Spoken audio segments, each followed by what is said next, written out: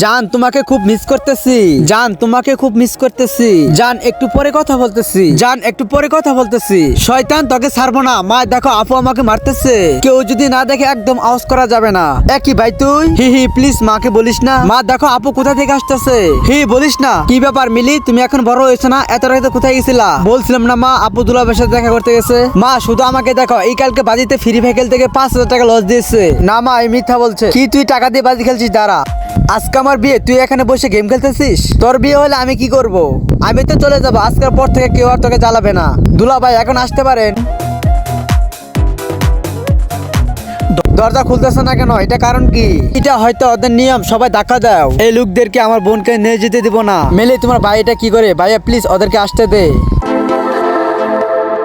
আগে বলতে আমি চলে গেলে তুমি খুশি হবে, কিন্তু আজকে তো ঠিকই কাটতেছ। আসলে ভাই বোনের ভালোবাসাটা এমনটাই হয়। সবাই ভাই ও বোনের জন্য প্লিজ একটা লাইক করে দাও।